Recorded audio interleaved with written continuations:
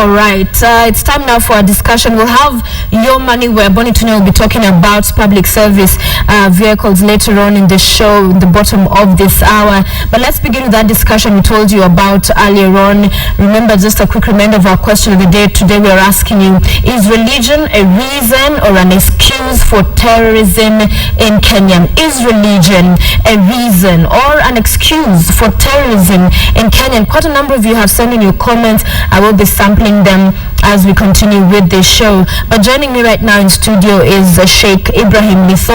Thank you very much, Sheik, for joining us this morning. We appreciate you taking the time to be with us. And of course, this discussion coming to following recent activities and happenings around the country, the most recent in Mombasa. We'll get to that in a short while. But I'd like to get your opinion first.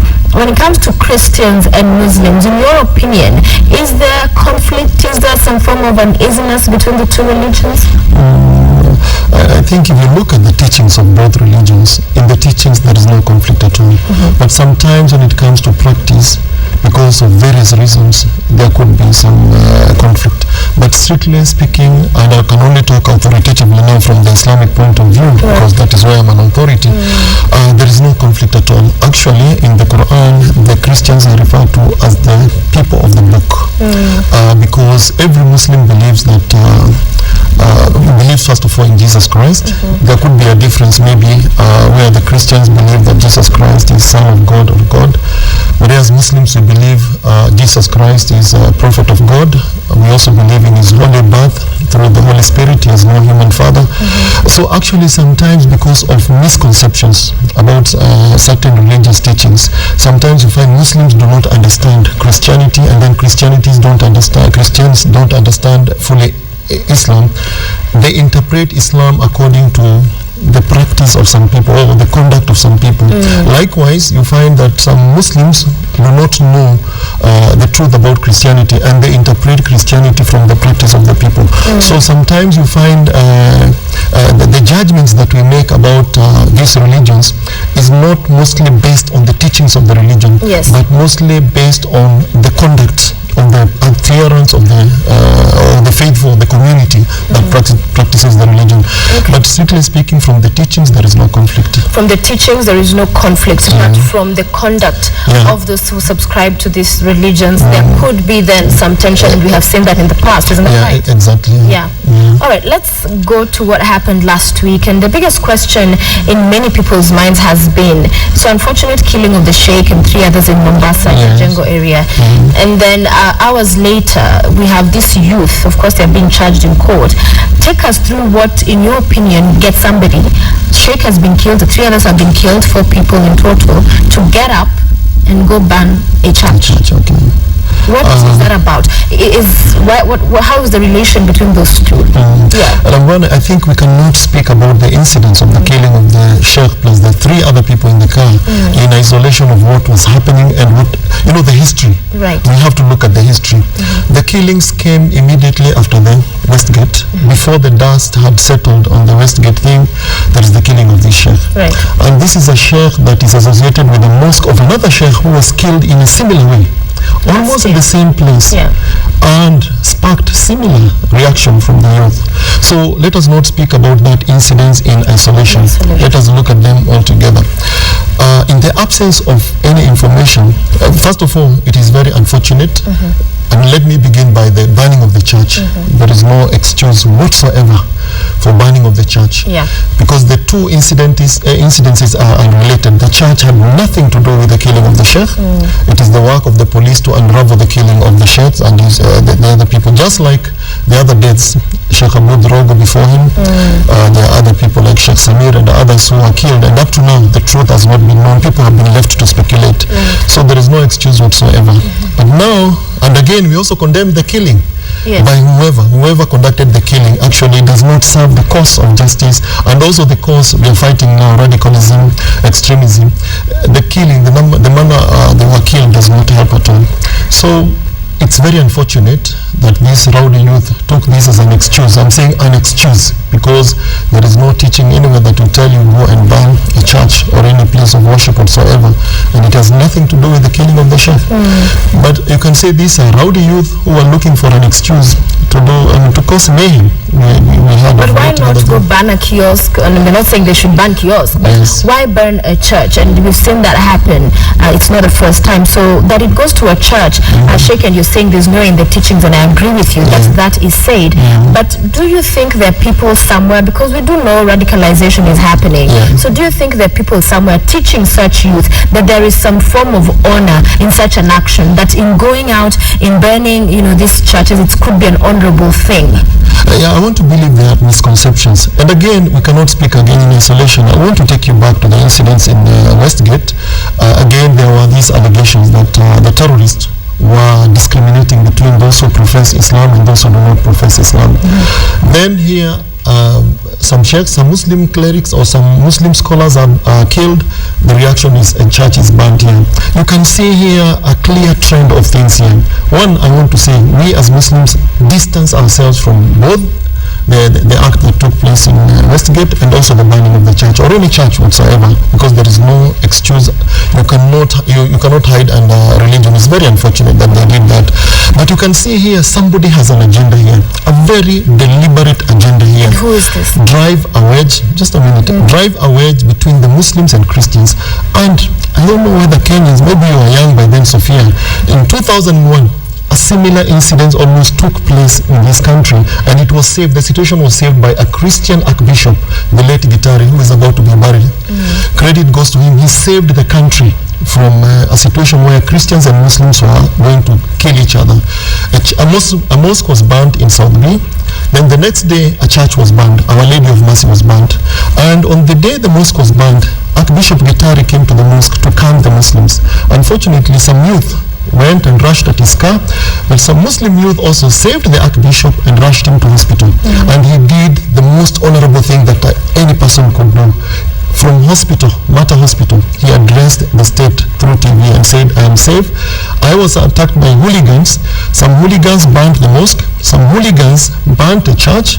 And I was saved by some Muslims. That saved the situation. So I can see here in Kenya, I think we have coexisted peacefully for all this long. Muslims and Christians coexist peacefully, but I think there is the deliberate move now here to turn this country into what Nigeria is. God forbid, where Christians and Muslims are going into on each other's necks.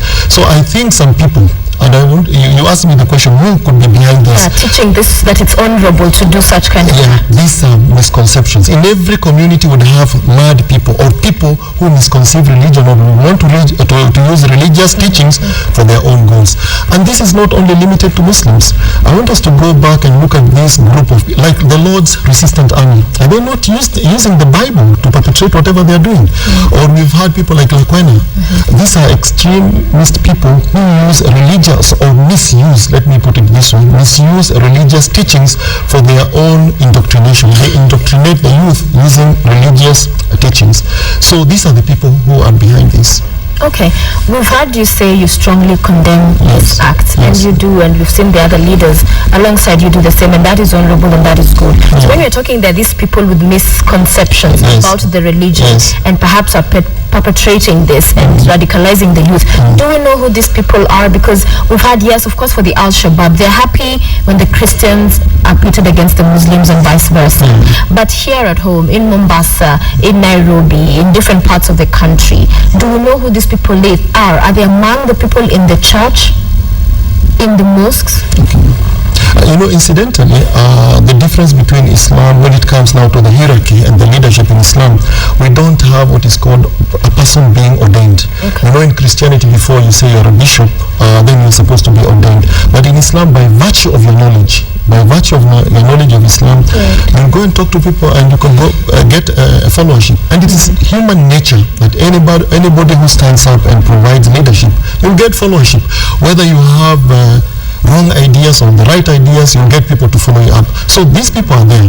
And this is where now we are saying the government has to do its work. We know, yes, there is the freedom of worship in this country, which is very good, which is unlike many countries actually. That we as Muslims in this country, we have the freedom, the Christians have the freedom. But every freedom has a limitation. If you look at the Constitution, we have limitations of rights. And it's upon the government through its arms to find out who these people are and why they are teaching the youth these wrong ideas about religion, why they are misusing religion to mislead the youth.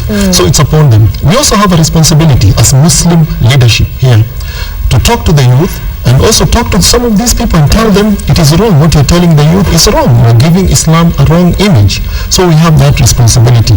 What we're against is when we see people who allegedly have such ideologies or are preaching such ideologies, instead of them being subjected to the due process of law, somebody somewhere decides to knock them down. Because it is known, Sheik Abu Drogo had such ideologies.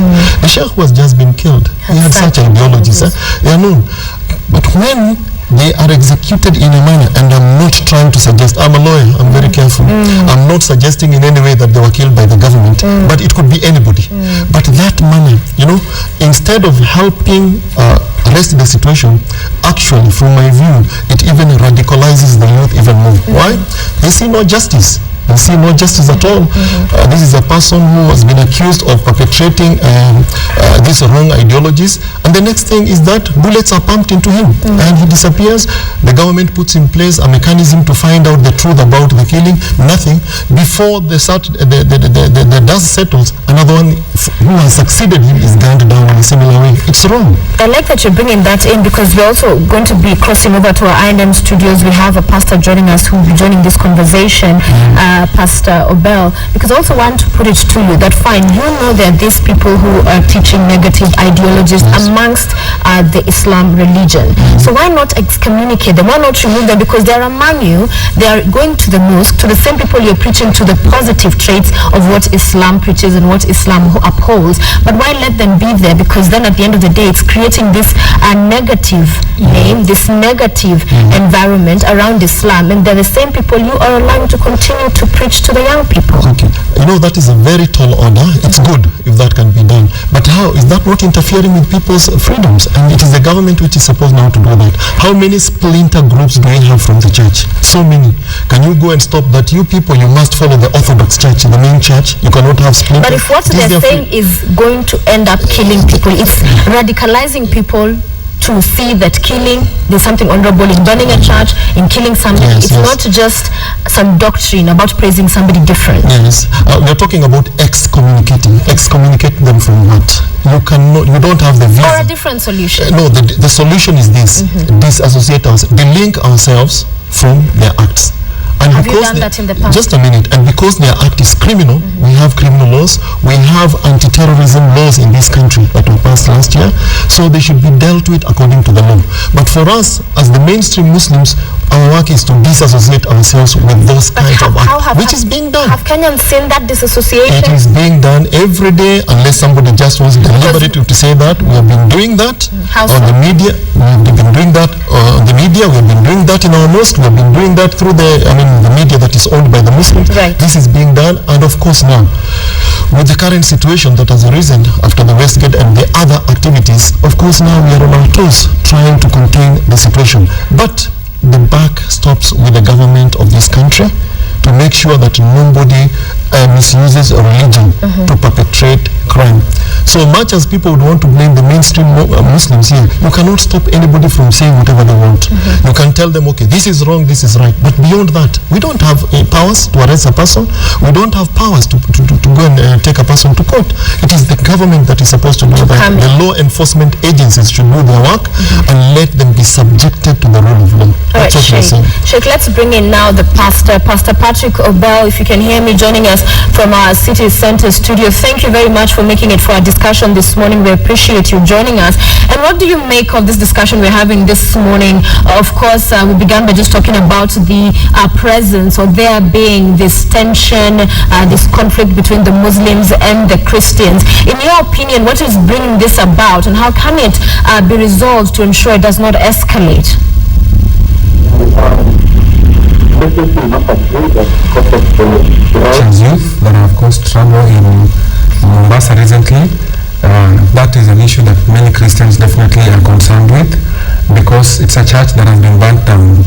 And when a church is burnt down for reasons that we cannot say is necessarily religious, we definitely get concerned and get worried. So I want to say that the tension has been, a Kenyan has been shot, but a church is burnt.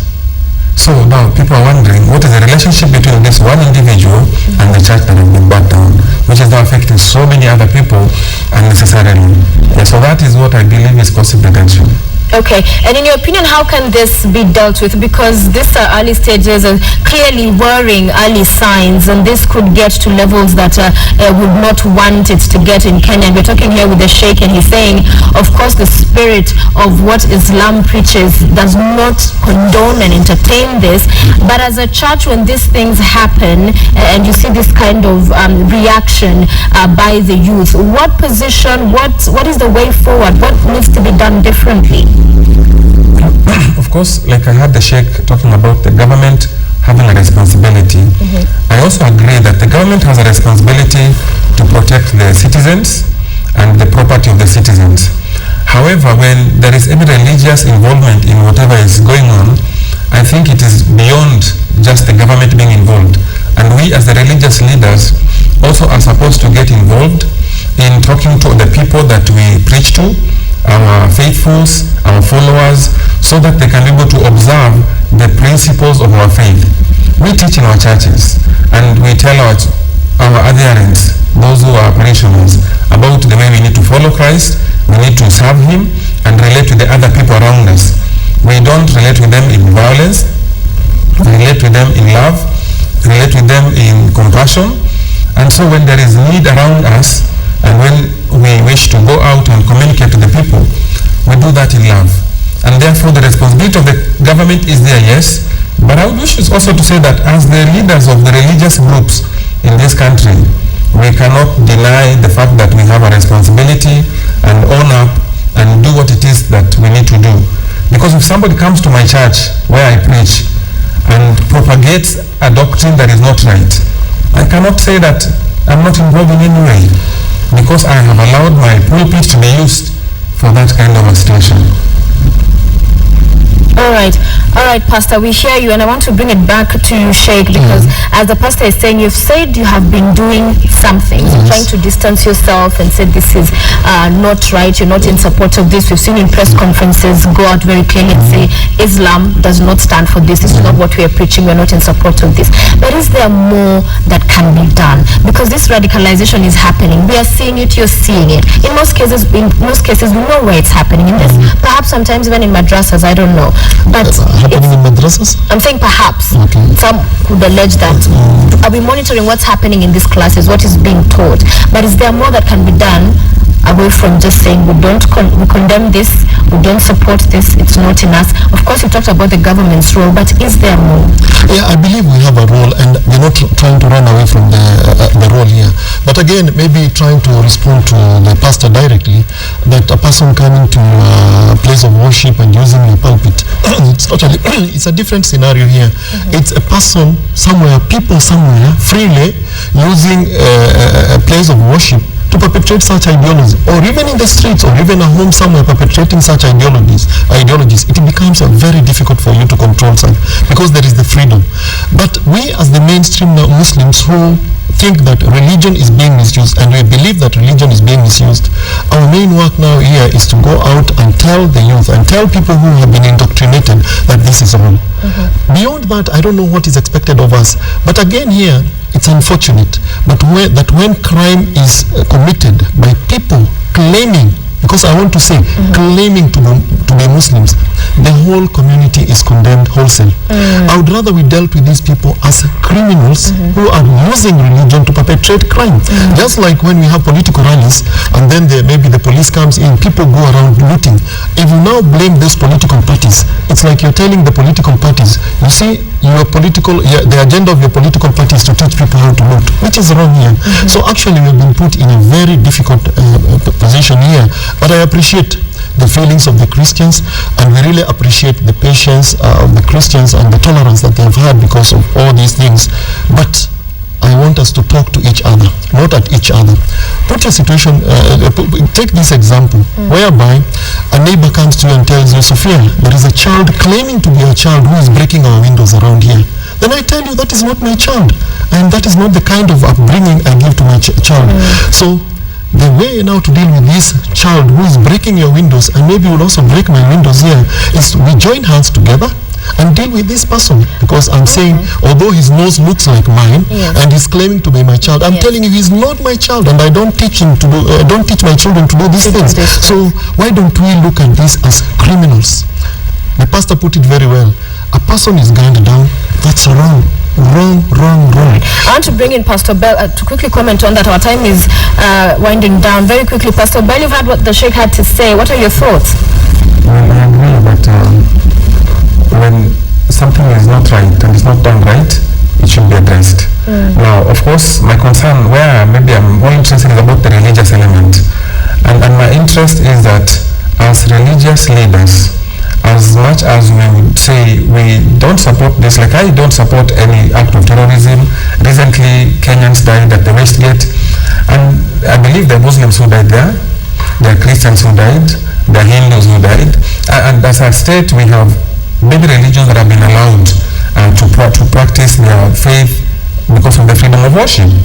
And so for me, what I would say here is that as religious leaders, we have a responsibility, and that is the responsibility we should be able to take up, as much as we allow the government to take its responsibility on dealing with specific issues. And when an individual has been caught up in even if it's a bishop, we have had scandals of pastors selling this or selling that for purposes of faith. Now, we have not gone fighting that somebody is targeting Christians. We have left the pastor to sort out his issue with the government or whoever is responsible or involved, without taking it up as we being targeted or we are being used or being harmed or in whatever way. And so for me, I would wish that individual matters are left at the level of individual, so that we don't have so many people hurt, so many people suffering because of a particular individual. All right, and I want you both very quickly to comment on this issue, because we know Christianity will seek to have converts, turn to Christianity as well as Islam. But there's always the question of how do you evangelize and get people to convert, to join your religion without necessarily antagonizing the other groups, because we've seen cases where some youth from either group, will feel that their religion has been insulted when there's this evangelization going on. And also Christianity has been put on the spot for that one, that in some cases you hear a certain crusade and a pastor is going on an all-out, and some Muslim people will be insulted or feel that their religion is being painted in a very bad light. All this in seeking to evangelize. So where do you draw that line that yes, you're seeking converts, but at the same time not antagonizing those that are not of your faith? Pastor, very quickly. Thank you very much. Now, I agree that specific individuals, again, I'll go again back to individuals who maybe have not followed the right theology and have antagonized other people unnecessarily. Now, in that case, again, I would say, let us address individual issues as individual issues. From the Christian theology and from the Christ that taught us how to evangelize and make disciples, it is a willing person converted to believe in God, after which they follow that God even when we are not there as the leaders. And so we seek to do that with a lot of compassion, with a lot of love, and in the moments that people have used violence in any way. Because I know historically, if you talk about the term crusade, it's not a very soft term to use in a time like this, because it was people who used that to be able to access certain resources. It was not necessarily religious as such, although it was religiously motivated and instigated when Pope Urbanus II was involved in the Crusades. However, in the present day, what we seek to do and what we propagate is a message of love, and we get to people. We don't intimidate anyone, we don't force anyone, but we reach out to people to respond willingly so that they can believe in the gospel that we are teaching them. So it's unfortunate sometimes that there is antagonism between groups that are worrying times. Sheik, your thoughts on the same? For me, contrary to what the belief by many non-Muslims and also what is perpetrated by the West, and I know there is very little love lost between the West and the Muslim world, Islam is not a religion that spreads by the edge of the sword, as they would like to put it. In fact, the teachings of Islam are like there is no compulsion in religion.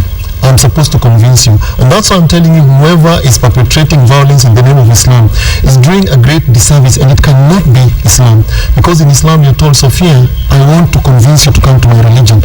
It's through my conduct and the way I treat you. For God's sake, when I burn down your place of worship, will you ever have any soft feeling for my religion? So I want to say there is no compulsion in religion, and in fact in Islam we are told there is space for every person. In fact, there is a guiding principle that says, Lakum dinukum waliya din. You have your faith and I have my faith. So you practice your faith, I practice my faith. I try to convince you through good words, through good deeds, to attract you to my religion. If you're convinced, well and good.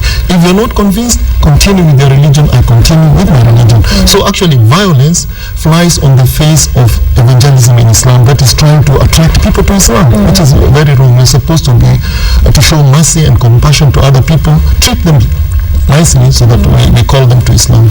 Gentlemen, I want us to wind up this discussion now, and the last point I want both of you to comment on is because it's a war against terror, and we're seeing this aspect of religion coming in. The reason we're having this discussion is to ensure it does not escalate. So whilst we know that things like unemployment and poverty is making this radicalization very easy for the youth, it makes the cell and the terror groups very appealing to the youth, and the government and everybody has a role to play in ensuring that does not continue. But as religious leaders, the sheikh, the pastor, what must be done to ensure this does not become a full-blown conflict between the Muslims and the Christians? Because there seems to be deliberate effort to see that that happens, but that must be curbed. So what are your opinions? I'll begin with you, Sheik, as you give your closing remarks. What must be done to ensure this does not become a full-blown conflict? Well, the leadership of both religious communities have to talk with each other, not at each other. And I'm happy that at the national level we have the interfaith bodies that are working on this. So I think this should happen more often, not when just something happens, so that we talk with each other. The next thing also, we should also talk to the government. When, let's say, somebody is alleged or somebody is suspected to be perpetrating these extremist ideologies, the way to deal with that person is to make sure he faces the full wrath of the law. Subject that person to the rule of law. And when there are some mysterious deaths of such people, let it be investigated, let the truth be known. Otherwise, such deaths, like the death of Abu Drogo, the death of Samir Khan, which up to now nobody knows what happened, the death of now these recent sheikhs, when it is left unraveled, it leaves room for speculation, and in fact it breeds more radicalization. What happened in Garissa? 3 KDF soldiers are gunned down. The next thing, a whole market is burned down. I believe that action in itself also caused more radicalization. So the rule of law will also help deal with this thing. Let the religious leaders also talk with each other. After all, we don't have any other country to go to. We need this country, and we need to give it together. Let us not allow the terrorists win this war. I feel like saying amen right there. Thank you very much, Sheik. Very well said. Let's go to you, Pastor. Your thoughts on that and your closing remarks as well. Thank you. It is true that we have unemployment in our country, and I believe that in support of the government's effort, we need to help our young people to know that there is another way they can live their lives.